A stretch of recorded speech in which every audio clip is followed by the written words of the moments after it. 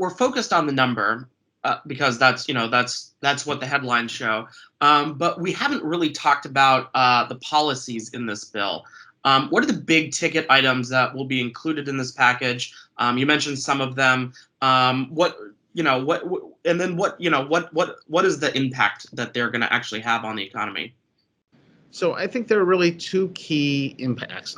The first is in the near term. What does it look like? And remember, the American Rescue Plan had a year of child tax credits. It had a paid family leave provision. It essentially had a down payment on everything that's intended to be in this reconciliation bill.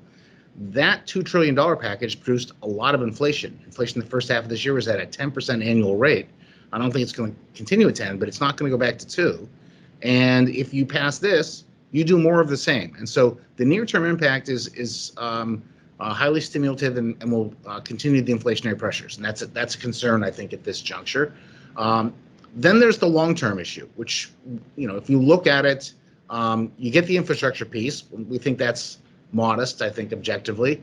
And then the big bet the administration is making is that if you have the child care subsidies, the paid family leaves, you do more on that front, you will get better labor force participation, particularly by women. Now, on the merits, it doesn't uniformly go that way, right? The child credit you get whether you work or not.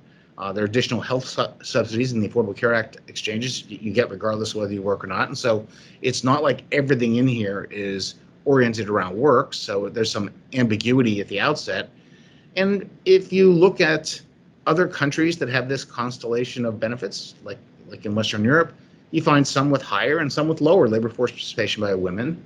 And if you look in the U.S. at places that have adopted paid leave, California is the leading example, female labor force participation fell in the aftermath of that. It didn't rise. And so it's by no means a lock that if you do this, you get a beneficial impact on participation and thus a beneficial impact on the supply side of the size of the economy. That would be a great thing if it happened. It's just far from sure.